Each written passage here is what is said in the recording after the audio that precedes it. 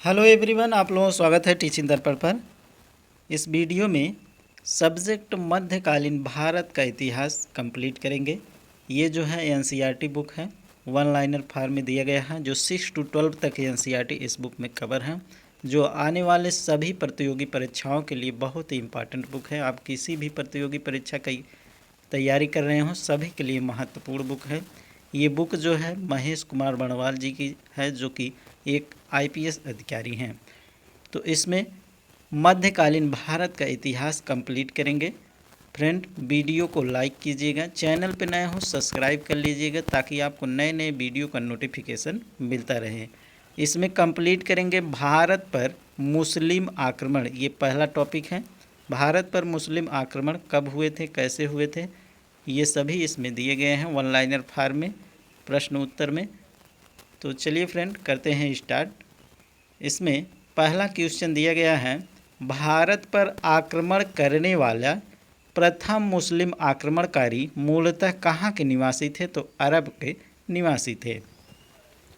वर्ष 711 में भारत पर सर्वप्रथम मुस्लिम आक्रमण किसके नेतृत्व में किया गया था? तो उबैदुल्लाह के नेतृत्व में किया गया था। यदि पूछे सर्वप्रथम मुस्लिम आक्रमण वर्ष 711 में किसके नेतृत्व में किया गया था? तो उबैदुल्लाह के नेतृत्व में किया गया था। वर्ष 712 में मोहम्मद बिन कासिफ ने सिंध के राजा दाहिर को पराजित कर थट्टा के समीप स्थित देवल बंदरगाह को अपने अधिकार में ले लिया। वर्ष 712 में मोहम्मद बिन कासिफ ने सिंध के राजा दाहिर को पराजित करके थट्टा के समीप स्थित देवल बंदरगाह को अपने अधिकार में ले लिया था। आगे हैं, सिंध के क्षेत्र में मोहम्मद बिन कासिम ने अंतिम विजय किस नगर पर प्राप्त की? तो मुल्तान स्वर्ण नगरी पर प्राप्त की थी। भारत में जजिया कर लगाने वाला प्रथम शासक कौन था? तो मोहम्मद बिन कासिम था। जजिया कर लगाने वाला प्रथम शासक कौन था? तो मोहम्मद बिन कासिम था। सिंध क्षेत्र में अरबों द्वारा किसका प्रचलन प्रारंभ किया गया था? तो ऊंट पालन तथा खजूर की खेती का प्रचलन जो है प्रारंभ किया गया था। सिंध क्षेत्र में अरबों द्वारा किसका प्रचलन प्रारंभ किया गया था? तो ऊंट पालन तथा खजूर की खेती का प्रचलन जो है प्रारंभ किया गया था। अरबों के पश्चात भारत में किन विदेशी आक्रमणकारियों का आगमन हुआ? तो तुर्कों का आगमन हुआ था। तुर्की में गजनवी वंश की स्थापना किसके द्वारा की गई थी? तो अल्तगिन गजनी के द्वारा की गई थी। भारत पर प्रथम तुर्की आक्रमण किसके द्वारा किया गया था? तो सुबुक्तगिन गजनी के द्वारा किया गया था। भारत पर प्रथम तुर्की आक्रमण किसके द्वारा किया गया था? तो सुबुक्तगिन गजनी के द्वारा किया गया था। वर्ष 712 में भारत पर सर्वप्रथम सफल मुस्लिम आक्रमण करने वाला कौन था? तो मोहम्मद बिन कासिम थे। सर्वप्रथम सफल मुस्लिम आक्रमण करने वाला कौन था? तो मोहम्मद बिन कासिम थे। सुबुक्तगिन गजनी ने अपने आक्रमण के दौरान पश्चिमोत्तर भारत के किस हिंदू शासी शासक को पराजित किया था? तो जयपाल को पराजित किए थे। महमूद गजनवी द्वारा वर्ष 1025 में सोमनाथ मंदिर पर किए गए आक्रमण के दौरान गुजरात का शासक कौन था? तो भीम प्रथम थे। महमूद गजनवी द्वारा वर्ष 1025 में सोमनाथ मंदिर पर किए गए आक्रमण के दौरान गुजरात का शासक कौन था? तो भीम प्रथम था। महमूद गजनवी ने भारत पर 1000 से 1027 ईस्वी के मध्य 17 बार आक्रमण किया। इसके आक्रमण का मुख्य उद्देश्य भारत की धन संपदा को लूटना था, न कि साम्राज्य की स्थापना करना था। तो महमूद गजनवी जो है 1000 से 1027 ईस्वी के मध्य 17 बार भारत पर आक्रमण किया, जिसमें जो है उसका न साम्राज्य की स्थापना करना नहीं था, उसका क्या उद्देश्य था? तो धन संपदा को लूटना था। तो ध्यान रखिएगा। महमूद गजनवी के साथ भारत आने वाला प्रसिद्ध इतिहासकार कौन था? तो अलबरूनी थे। महमूद गजनवी के साथ भारत आने वाला प्रसिद्ध इतिहासकार कौन थे? तो अल-बरूनी थे। अल-बरूनी द्वारा किताब उल हिंद उलबी तथा किताब उल यामनी तथा फिरदौसी पूर्व का होमर द्वारा शाहनामा नामक पुस्तक की रचना की गई थी। ये पुस्तक पूछी गई है एग्ज़ाम में बहुत बार। तो अल-बरूनी द्वारा कौन सी पुस्तक लिखी गई थी? किताब उल हिंद। उलबी द्वारा कौन सी लिखी गई थी? किताब उल यामनी। तथा फिरदौसी द्वारा क्या लिखा गया था? तो शाहनामा, ये पूछा गया क्वेश्चन है, पुस्तक की रचना की गई थी। तो ध्यान रखिएगा। महमूद गजनवी के पश्चात मोहम्मद गोरी द्वारा भारत पर प्रथम आक्रमण किस वर्ष किया गया? तो वर्ष 1175 में मुल्तान के समय किया गया था। मोहम्मद गोरी को वर्ष 1178 में अनिहालवाड़ा पटन पर आक्रमण करने के दौरान किसके द्वारा पराजित किया गया था? तो भीम द्वितीय मूलराज के द्वारा पराजित किया गया था। तराइन का प्रथम तथा द्वितीय युद्ध किनके मध्य लड़ा गया था? तो मोहम्मद गोरी तथा पृथ्वीराज तृतीय के मध्य लड़ा गया था। तराइन का प्रथम एवं द्वितीय किनके मध्य, प्रथम युद्ध तथा द्वितीय युद्ध किनके मध्य लड़ा गया था? तो मोहम्मद गोरी और तथा पृथ्वीराज तृतीय के मध्य लड़ा गया था। प्रथम युद्ध पूछा जाए तो कब हुआ था? तो 1191 मोहम्मद गोरी पराजित हुए थे। और द्वितीय युद्ध कब हुआ था? तो 1192 मोहम्मद गोरी जो है ये विजयी हुए थे। मोहम्मद गोरी ने कन्नौज के शासक जयचंद को किस युद्ध में पराजित किया? तो चंदावर के युद्ध में 1194 में पराजित किए थे। मोहम्मद गोरी ने कन्नौज के शासक जयचंद को किस युद्ध में पराजित किए थे? तो चंदावर के युद्ध में पराजित किए थे। कब? 1194 ईस्वी में किए थे।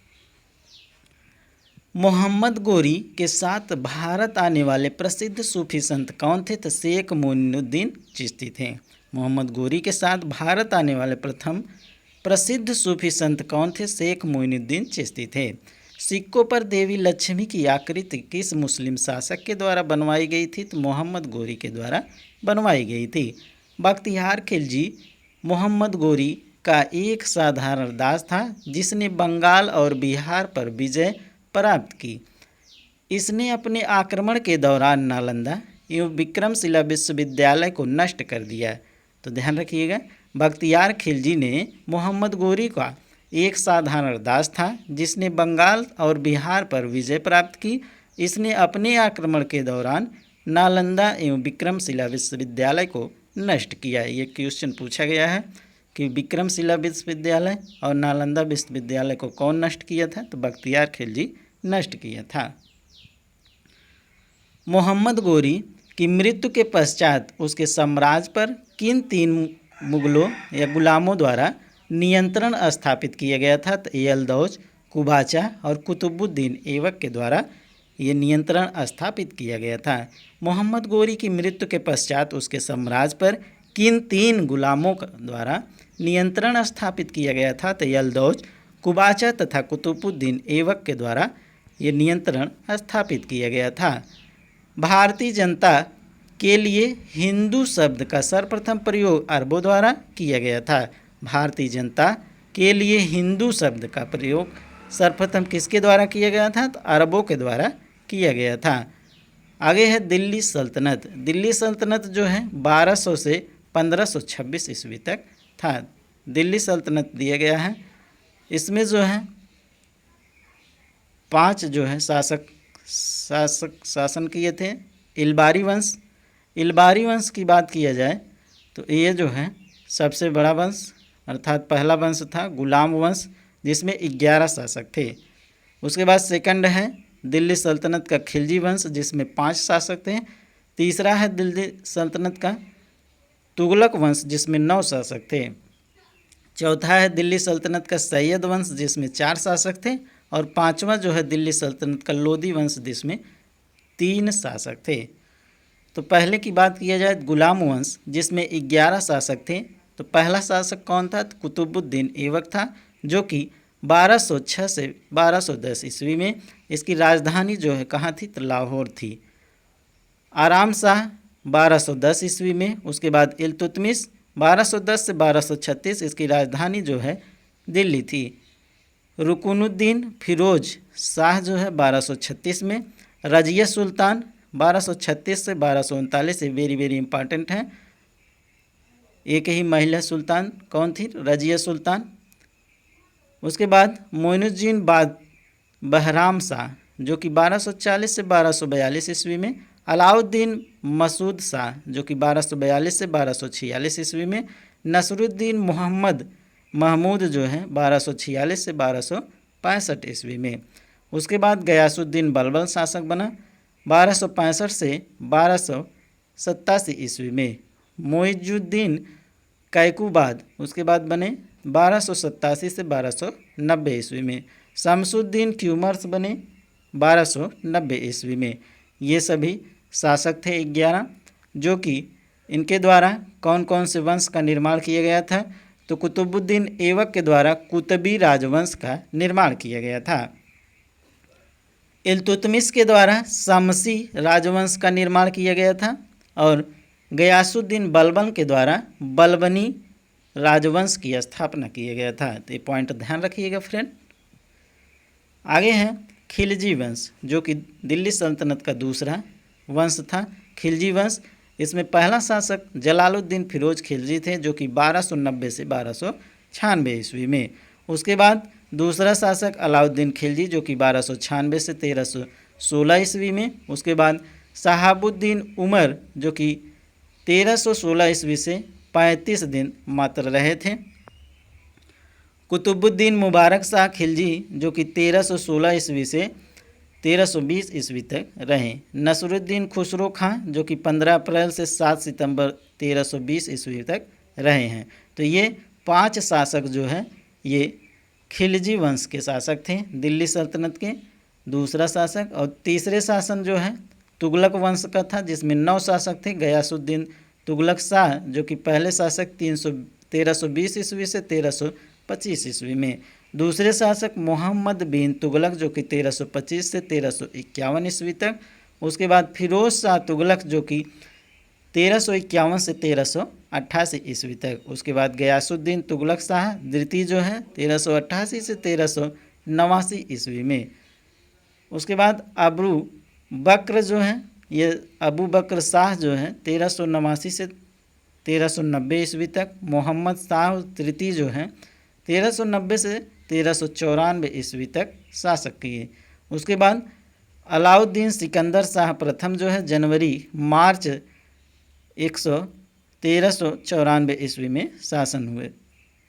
उसके बाद इसने जो है 2 स्वतंत्र शासक हुए। नसरुद्दीन मोहम्मद शाह जो कि 1394 से 1413 ईस्वी दिल्ली में, और नुसरत शाह जो है 1394 से 1398 जो कि फिरोजाबाद में।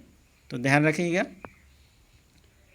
अगला चौथा शासक थे दिल्ली सल्तनत के सैयद वंश जिसमें 4 शासक थे। खिजर खां जो कि 1414 ईस्वी से लेकर के 1421 ईस्वी। उसके बाद मुबारक शाह जो कि 1421 से 1434 ईस्वी। उसके बाद मोहम्मद शाह जो कि 1434 से 1445 ईस्वी। अलाउद्दीन आलम शाह जो कि 1445 से 1451 ईस्वी। तो ये सभी जो है सैयद वंश के शासक थे जिसमें 4 शासक थे। और 5वां दिल्ली सल्तनत का शासक जो कि लोदी वंश जिसमें 3 शासक थे। लोदी वंश बहलोल लोदी जो कि पहले शासक थे जो कि 1451 से 1489 ईस्वी तक। उसके बाद सिकंदर लोदी जो कि 1489 से 1517 ईस्वी तक। उसके बाद तीसरे शासक जो थे लोदी वंश के इब्राहिम लोदी द्वितीय जो कि 1517 से लेकर 1526 ईस्वी तक। तो ये सभी दिल्ली सल्तनत के जो है शासक थे। तो ध्यान रखिएगा फ्रेंड। आगे दिया गया है दिल्ली सल्तनत का वास्तविक संस्थापक। तो कौन? इल्तुतमिश दिल्ली सल्तनत का वास्तविक संस्थापक था। इसका शासन काल जो है 1210 से 1236 ईस्वी तक था। तो ध्यान रखिएगा। यदि पूछा जाए दिल्ली सल्तनत का वास्तविक संस्थापक कौन था तो इल्तुतमिश था। दिल्ली सल्तनत का वास्तविक संस्थापक इल्तुतमिश था। इसका शासनकाल जो है 1210 से 1236 ईस्वी तक था। इल्तुतमिश ने दिल्ली सल्तनत के अस्थायित्व के लिए अपने कार्य किए जैसे तुर्कान ए चहलगानी का गठन और विरोधियों का दमन, नवीन प्रकार के सिक्कों का प्रारंभ किए थे। इल्तुतमिश ने सुल्तान ए आजम की उपाधि धारण की। यह दिल्ली को राजधानी बनाने वाला पहला शासक बना था। तो ध्यान रखिएगा, दिल्ली को राजधानी बनाने वाला प्रथम शासक कौन बना था? तो इल्तुतमिश बना था। दिल्ली पर शासन करने वाले कुतुबुद्दीन ऐबक को कुतबी और इल्तुतमिश ने शमसी व बलबन ने बलबनी वंश की स्थापना की थी। तो इस पॉइंट को ध्यान रखिएगा, दिल्ली पर शासन करने वाले कुतुबुद्दीन ऐबक ने कुतबी और इल्तुतमिश ने शमसी एवं बलबन ने बलबनी वंश की स्थापना की थी। फ्रेंड, वीडियो पसंद आया हो तो लाइक कीजिएगा, चैनल पर नए हो सब्सक्राइब कर लीजिएगा ताकि आपको नए नए वीडियो का नोटिफिकेशन मिलते रहे। और इसका पीडीएफ जो है टेलीग्राम टीचिंग दर्पण ज्वाइन कर लीजिएगा, उस पर पड़ जाएगा, आप लोग डाउनलोड कर लीजिएगा। कमेंट बॉक्स में एक फीडबैक ज़रूर दीजिएगा फ्रेंड, आपको वीडियो कैसा लग रहा है। आगे है गुलाम वंश, जो कि 1206 से 1290 ईस्वी में। गुलाम वंश की स्थापना यदि पूछा जाए किसके द्वारा किया गया था? तो कुतुबुद्दीन ऐबक के द्वारा किया गया था। गुलाम वंश की स्थापना किसके द्वारा की गई थी? तो कुतुबुद्दीन ऐबक के द्वारा की गई थी। 25 जून 1206 कुतुबुद्दीन ऐबक का राज्याभिषेक किस स्थान पर किया गया? तो लाहौर पर किया गया था। कुतुबुद्दीन ऐबक ने अपने साम्राज्य की राजधानी किसे घोषित किया? तो लाहौर को घोषित किया था। कुतुबुद्दीन ऐबक ने अपने साम्राज्य की राजधानी किसे घोषित किया? तो लाहौर को घोषित किया था। भारत में तुर्की राज्य का संस्थापक कुतुबुद्दीन ऐबक को माना जाता है। कुतुबुद्दीन ऐबक ने कभी सुल्तान की उपाधि धारण नहीं की, इसने केवल मलिक और सिपह सलार का पद धारण किया था। फिर से देख लीजिए, भारत में तुर्की राज्य का संस्थापक कुतुबुद्दीन ऐबक को माना जाता है। कुतुबुद्दीन ऐबक ने कभी सुल्तान की उपाधि धारण नहीं की, इसने केवल मलिक और सिपाह सलार की पद धारण की। आगे दिया गया है, कुतुबुद्दीन ऐबक को उदारता तथा अधिक दान देने के लिए कौन सी उपाधि दी गई थी? तो लाख बख्श की उपाधि दी गई थी। कुतुबुद्दीन ऐबक को उदारता तथा अत्यधिक दान देने के लिए कौन सी उपाधि दी गई थी? तो लाख बख्श की उपाधि दी गई थी। ये पूछा गया एक क्वेश्चन है। अत्यंत सुरीली आवाज़ में कुरान पढ़ने के कारण ऐबक को किस उपाधि से नवाजा गया? तो कुरान खां के नाम से जाना गया। कुरान खां के नाम से किसे जाना गया? तो अत्यंत सुरीली आवाज़ में कुरान पढ़ने वाले कुतुबुद्दीन ऐबक को किस उपाधि से नवाजा जाता था? तो कुरान खां के नाम से नवाजा जाता था। भारत की प्रथम मस्जिद कुव्वत उल इस्लाम की स्थापना किसके द्वारा करवाई गई थी? कुतुबुद्दीन ऐबक के द्वारा करवाई गई थी। कुतुबुद्दीन ऐबक ने सूफी संत ख्वाजा कुतुबुद्दीन बख्तियार काकी के नाम पर कुतुब मीनार का निर्माण प्रारंभ करवाया था। तो कुतुब मीनार का निर्माण कैसे प्रारंभ करवाए थे? तो कुतुबुद्दीन ऐबक ने सूफी संत ख्वाजा कुतुबुद्दीन बख्तियार काकी के नाम पर कुतुब मीनार का निर्माण प्रारंभ करवाया था। तो ध्यान रखिएगा इस पॉइंट को। कुतुबुद्दीन ऐबक की मृत्यु कब हुई थी? तो वर्ष 1210 में चौगान खेलते समय घोड़े से गिर जाने के कारण हुई थी। कुतुबुद्दीन ऐबक की मृत्यु के पश्चात उनके पुत्र आराम शाह को अपदस्थ कर गुलाम वंश का अगला शासक कौन बना था? तो इल्तुतमिश बना था। इल्तुतमिश सुल्तान बनने से पूर्व किस प्रांत का सूबेदार था? तो बदाऊं का था। इल्तुतमिश सुल्तान बनने से पूर्व मतलब पहले किस प्रांत का सूबेदार था? तो बदाऊं का सूबेदार था। दिल्ली सल्तनत का वास्तविक संस्थापक किसे माना जाता है? तो इल्तुतमिश को माना जाता है। अभी पिछले बॉक्स में जो क्वेश्चन था वो देखे थे। इल्तुतमिश दिल्ली सल्तनत का प्रथम सुल्तान था जिसने दिल्ली को अपनी राजधानी बनाई और बगदाद के खलीफा से सुल्तान की उपाधि प्राप्त की। इल्तुतमिश दिल्ली सल्तनत का प्रथम सुल्तान था जिसने दिल्ली की अपनी राजधानी बनाई तथा बगदाद के खलीफा से सुल्तान की उपाधि को प्राप्त की। इल्तुतमिश ने 40 योग्य तुर्क गुलामों को मिलाकर किस दल का गठन किया था? तुर्कान ए चहलगानी 40 दल का गठन किया था।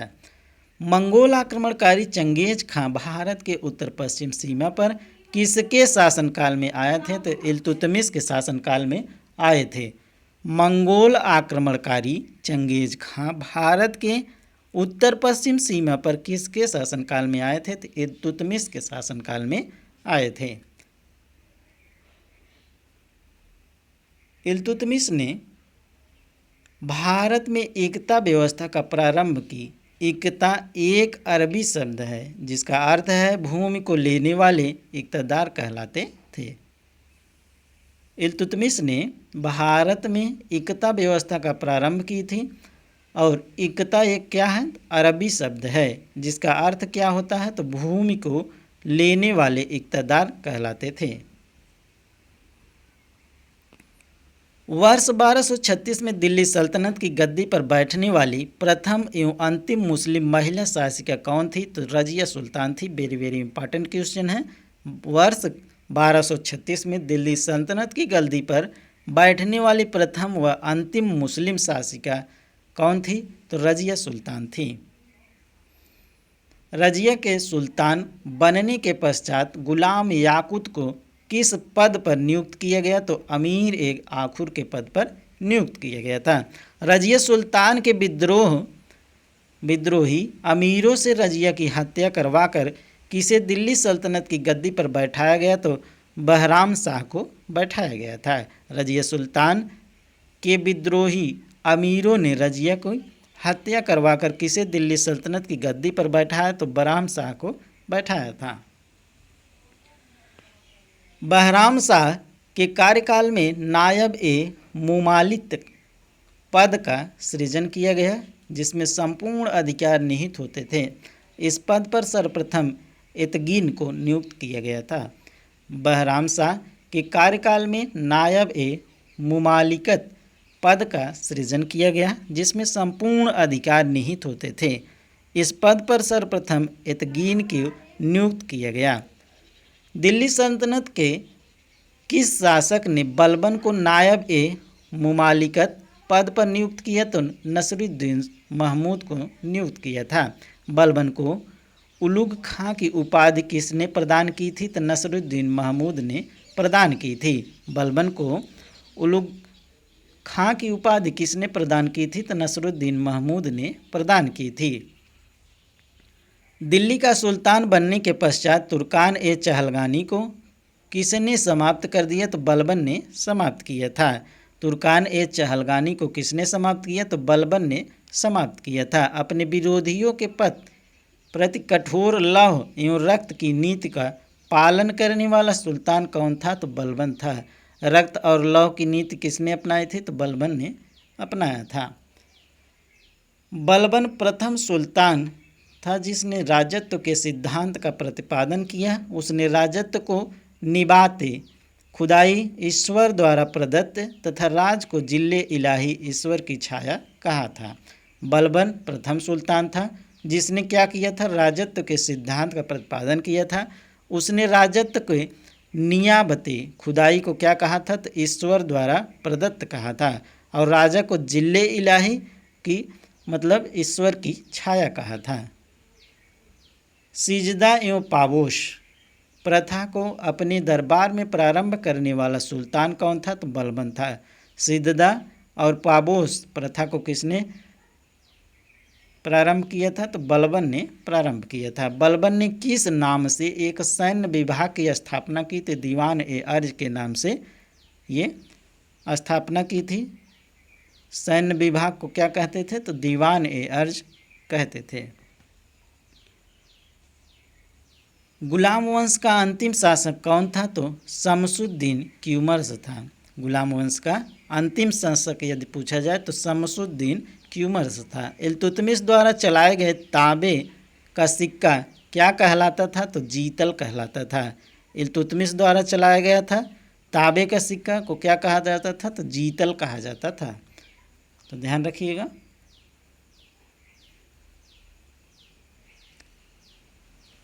नसरुद्दीन मोहम्मद एक शांत स्वभाव वाला व्यक्ति था। इतिहासकार सिराज ने इसे दिल्ली का आदम सुल्तान कहा है। नसरुद्दीन मोहम्मद एक शांत स्वभाव वाला व्यक्ति था। इतिहासकार सिराज ने इसे दिल्ली का आदम सुल्तान कहा है।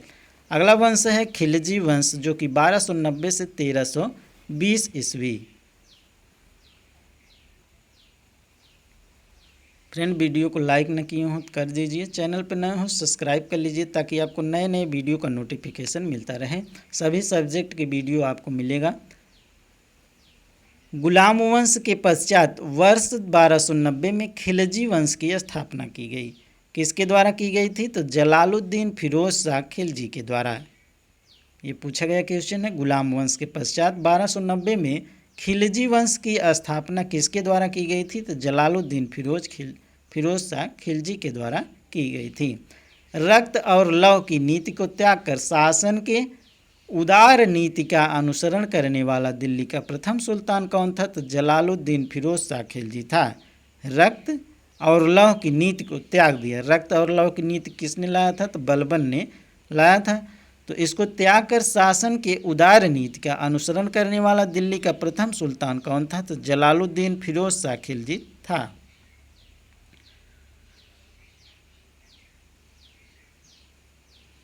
वर्ष 1296 कड़ा मानिकपुर में जलालुद्दीन की हत्या किसने की थी? तो अलाउद्दीन खिलजी ने की थी। वर्ष 1296 में कड़ा मानिकपुर में जलालुद्दीन की हत्या किसने की थी? तो अलाउद्दीन खिलजी ने की थी। अलाउद्दीन खिलजी के बचपन का नाम क्या था? तो अली गुरसप था। क्या था? अली गुरसप था। जलालुद्दीन की हत्या के पश्चात अलाउद्दीन खिलजी ने अपना राज्याभिषेक कहाँ करवाया? तो बलबन के लाल महल में करवाया था। जलालुद्दीन के हत्या के पश्चात अलाउद्दीन खिलजी ने अपना राज्याभिषेक कहाँ करवाया था? तो बलबन के लाल महल में करवाया था। अलाउद्दीन एक साम्राज्यवादी शासक था। वह विश्व विजय प्राप्त करने के साथ साथ एक नए धर्म की स्थापना करना चाहता था। अलाउद्दीन एक साम्राज्यवादी शासक था। वह विश्व पर विजय प्राप्त करने के साथ साथ एक नए धर्म की स्थापना करना चाहता था। राज्याभिषेक के पश्चात सिकंदर ए सानी या द्वितीय सिकंदर की उपाधि धारण किसने की थी? तो अलाउद्दीन खिलजी ने की थी। सुल्तान बनने के पश्चात अलाउद्दीन ने प्रथम आक्रमण किस शासक पर किया था? तो रायकर्ण गुजरात के शासक पर किए थे। अलाउद्दीन का सेनापति मलिक काफूर गुजरात विजय के दौरान नुसरत खां द्वारा 1000 दिनार में खरीदा गया था, इसलिए इसे 1000 दिनारी भी कहा जाता था। तो अलाउद्दीन का सेनापति कौन था? तो मलिक काफूर था। गुजरात विजय के दौरान नुसरत खां द्वारा 1000 दिनार में खरीदा गया था, इसलिए इसे क्या कहा जाता था? तो 1000 दिनारी भी कहा जाता था। आगे है वर्ष 1303 में अलाउद्दीन के द्वारा चित्तौड़ पर आक्रमण के समय वहां का शासक कौन था? तो राणा रतन सिंह थे। वर्ष 1303 में अलाउद्दीन के द्वारा चित्तौड़ पर आक्रमण के समय वहां का शासक कौन था? तो राणा रतन सिंह थे। विंध्याचल पर्वत श्रेणी को पार कर दक्षिण भारत पर आक्रमण करने वाला दिल्ली सल्तनत का प्रथम सुल्तान कौन था? तो अलाउद्दीन खिलजी था। अलाउद्दीन के दक्षिण अभियानों का सेनापति कौन था? तो मलिक काफूर था। तेलंगाना, जो कि वारंगल के शासक प्रताप रुद्र देव द्वितीय ने मलिक काफूर को विश्व प्रसिद्ध कोहिनूर हीरा भेंट किया था, जिसे मलिक काफूर ने अलाउद्दीन खिलजी को भेंट किया। तो इस पॉइंट को ध्यान रखिएगा। तेलंगाना, जो कि वारंगल के शासक प्रताप रुद्र देव द्वितीय ने मलिक काफूर को विश्व प्रसिद्ध कोहिनूर हीरा भेंट किया था, जिसे मलिक काफूर ने अलाउद्दीन खिलजी को क्या किया था? भेंट किए थे। मलिक काफूर द्वारा सर्वप्रथम किस दक्षिण भारतीय राज्य पर आक्रमण किया गया? तो देवगिरी पर आक्रमण किया गया था।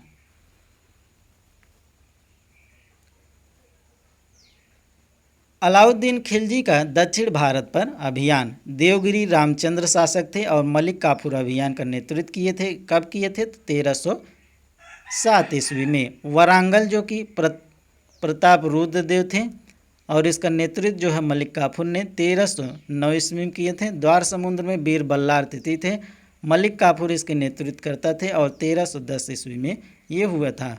पांड्य जो है वीर पांड्य किए थे, ये मलिक काफूर इसका नेतृत्व कर रहे थे और 1311 ईस्वी में ये किया गया था।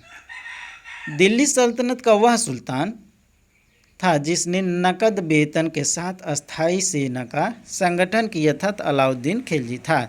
दिल्ली सल्तनत का वह कौन सुल्तान था जिसने नगद वेतन के साथ जो है अस्थाई सेना का संगठन किया था, तो अलाउद्दीन खिलजी था। अलाउद्दीन द्वारा सेना में भ्रष्टाचार रोकने के लिए कौन सी योजनाएं अपनाई गई थी, तो घोड़ों को दागने की प्रथा तथा हुलिया प्रथा अपनाई गई थी। अलाउद्दीन द्वारा सेना में भ्रष्टाचार को रोकने के लिए कौन सी योजना अपनाई गई थी, तो घोड़ों को दागने की प्रथा तथा हुलिया प्रथा अपनाई गई थी। चराई कर तथा गृह कर, घरी चरी कर लगाने वाला प्रथम सुल्तान कौन था, तो अलाउद्दीन खिलजी था। चराई कर और गृह कर लगाने वाला प्रथम सुल्तान कौन था, तो अलाउद्दीन खिलजी था।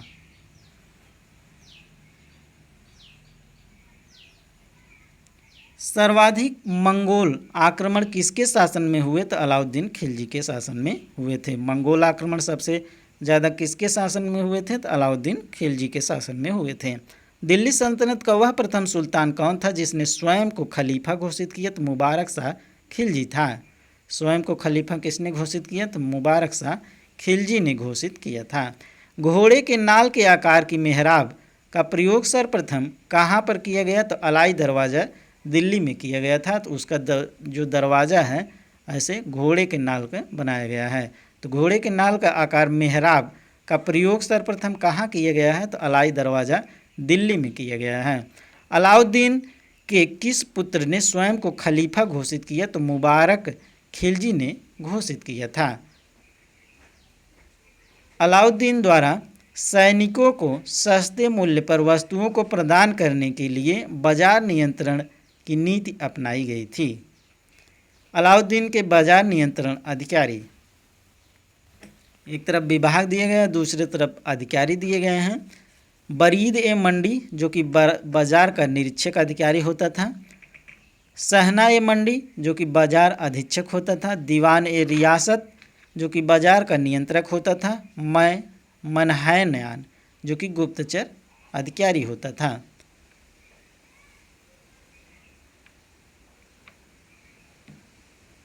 पद्मावत की रचना किसने की थी, तो मोहम्मद जायसी। ये बहुत बार पूछा गया क्वेश्चन है। के अनुसार अलाउद्दीन ने रानी पद्मिनी की सुंदरता से प्रभावित होकर चित्तौड़ पर आक्रमण किए थे। अगला टॉपिक है जो कि तुगलक वंश 1320 से 1414 ईस्वी में।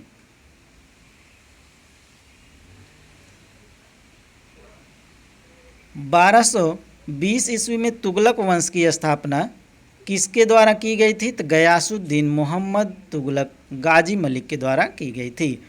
1320 ईस्वी में तुगलक वंश की स्थापना किसके द्वारा की गई थी, तो गयासुद्दीन महमूद मोहम्मद तुगलक गाजी मलिक के द्वारा की गई थी। सल्तनत काल में नहरों का निर्माण तथा डाक व्यवस्था का आरंभ किसके द्वारा करने वाला प्रथम सुल्तान कौन था, तो गयासुद्दीन था। नहरों का निर्माण और डाक व्यवस्था का आरंभ करने वाला प्रथम सुल्तान कौन था, तो गयासुद्दीन था। किस सूफी संत ने साथ गयासुद्दीन तुगलक के संबंध अच्छे नहीं थे, तो निजामुद्दीन औलिया के साथ इनका संबंध जो है अच्छे नहीं थे।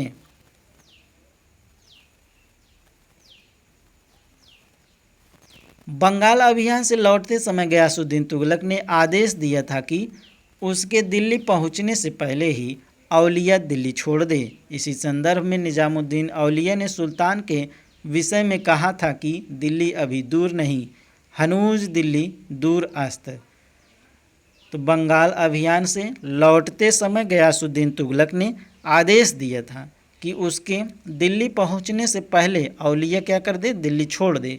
इसी संदर्भ में निजामुद्दीन औलिया ने सुल्तान के विषय में कहा था कि दिल्ली अभी दूर नहीं, हनूज दिल्ली दूर अस्त।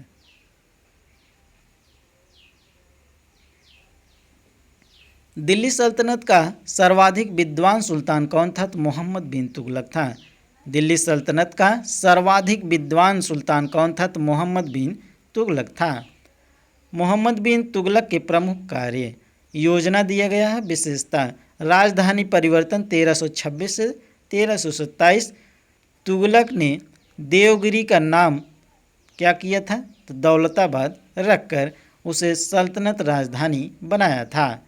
यह योजना असफल रही। 1335 में इसे पुनः दिल्ली को राजधानी बनाया गया। तो ध्यान रखिएगा, राजधानी परिवर्तन में 1326 से 1327 में तुगलक ने देवगिरी का नाम बदलकर क्या कर दिया था, दौलताबाद रख दिया था, उसे सल्तनत की राजधानी बनाया था। यह योजना असफल कब हुई थी, 1335 में असफल होकर के पुनः क्या किया गया था, तो दिल्ली को राजधानी बनाया गया था। अगला है दोआब में कर वृद्धि 1327 से 1328 ईस्वी में। यह योजना भी असफल रही क्योंकि उस समय वहां अकाल पड़ जाने के कारण जनता कर नहीं दे सकी।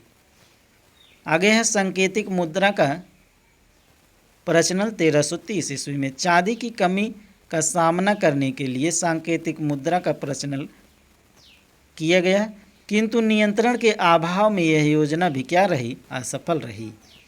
आगे है खुरासान अभियान। खुरासान अभियान जो कि 1336 से 37 ईस्वी में खुरासान पर विजय प्राप्त के लिए तुगलक ने 3,70,000 सैनिकों का गठन करके उन्हें 1 वर्ष अग्रिम वेतन प्रदान किया था।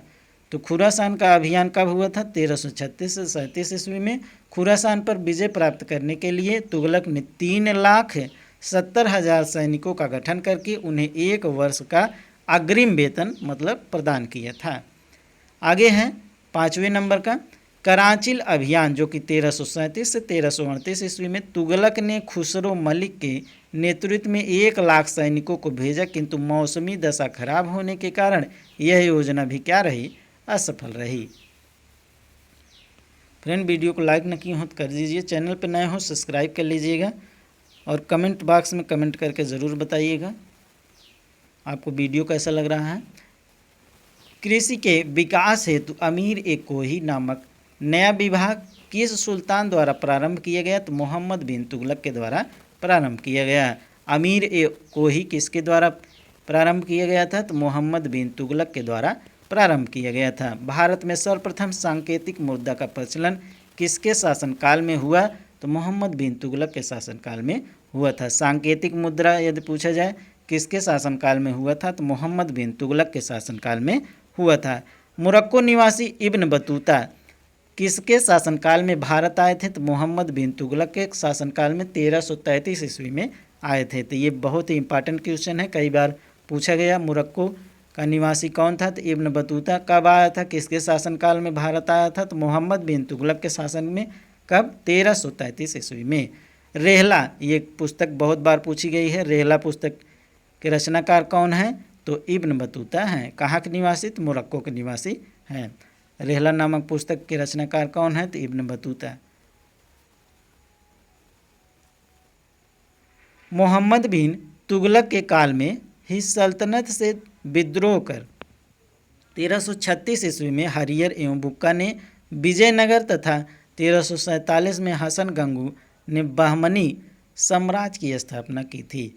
तो मोहम्मद बिन तुगलक ने के काल में ही सल्तनत से विद्रोह कर 1336 ईस्वी में हरियर, 2 भाई थे, कौन कौन, हरियर और बुक्का ने विजयनगर साम्राज्य तथा 1347 ईस्वी में हसन गंगू ने बहमनी साम्राज्य की स्थापना की थी। आगे है होली के त्यौहार के सार्वजनिक उत्सव में भाग लेने वाला दिल्ली का प्रथम सुल्तान कौन था, तो मोहम्मद बिन तुगलक था। होली के त्यौहार के सार्वजनिक उत्सव में भाग लेने वाला दिल्ली का प्रथम सुल्तान कौन था, तो मोहम्मद बिन तुगलक था। किस जैन संत के साथ मोहम्मद बिन तुगलक के संबंध घनिष्ठ थे, तो जीन प्रभा सूरी के साथ घनिष्ठ संबंध थे। मोहम्मद बिन तुगलक की मृत्यु किस अभियान के दौरान हुई थी, तो सिंह अभियान 1351 के दौरान हुई थी। मोहम्मद बिन तुगलक की मृत्यु किस अभियान के दौरान हुई थी, तो सिंध अभियान के दौरान हुई थी। कब हुई थी, 1351 ईस्वी में। सर्वप्रथम लोक निर्माण विभाग की स्थापना किस शासक ने की थी, तो फिरोज शाह तुगलक ने की थी। लोक निर्माण विभाग की स्थापना किसने की थी, तो फिरोज शाह तुगलक ने की थी। टेपरा तथा मेरठ से 2 अशोक स्तंभ लेख किस शासक द्वारा दिल्ली लाए गए थे? तो फिरोज शाह तुगलक के द्वारा लाए गए थे। कौन कौन से? टोपरा तथा मेरठ से 2 स्तंभ लेख किसके शासनकाल द्वारा लाए गए थे दिल्ली? तो फिरोज शाह तुगलक के द्वारा दिल्ली लाए गए थे। सबसे अधिक गुलाम किस सुल्तान के दरबार में थे? तो फिरोज शाह तुगलक के दरबार में थे।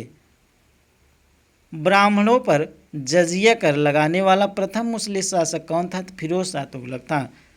ब्राह्मणों पर जजिया कर किसने लगाया था सर्वप्रथम? तो फिरोज शाह तुगलक लगाया था। हक ए सर्ब नामक सिंचाई कर लगाने वाला दिल्ली का प्रथम सुल्तान कौन था? तो फिरोज शाह तुगलक था।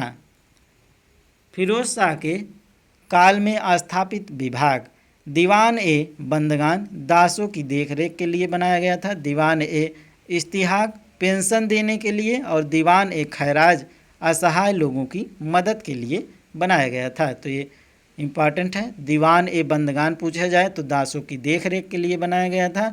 दीवान ए इस्तिहाक जो है पेंशन देने के लिए बनाया गया था। दीवान ए खैराज जो है असहाय लोगों की मदद के लिए बनाया गया था। दिल्ली सल्तनत के तुगलक वंश का अंतिम शासक कौन था? नसरुद्दीन महमूद था। दिल्ली सल्तनत के तुगलक वंश का अंतिम शासक कौन था? तो नसरुद्दीन महमूद था।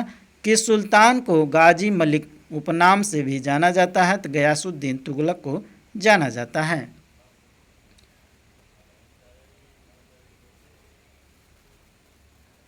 नसरुद्दीन महमूद के शासनकाल में मध्य एशिया के महान सेनानायक तैमूर ने वर्ष 1398 में भारत पर आक्रमण किया था।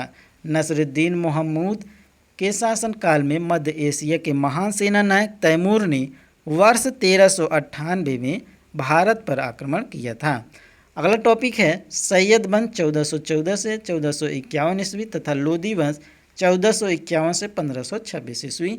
तो इसको नेक्स्ट वीडियो में देखेंगे फ्रेंड। तब तक वीडियो को लाइक ना किए हो तो कर दीजिए, चैनल पर नए हो सब्सक्राइब कर लीजिएगा। इसका पीडीएफ जो है टेलीग्राम टीचिंग दर्पण पर पड़ जाएगा, आप लोग डाउनलोड कर लीजिएगा ज्वाइन करके।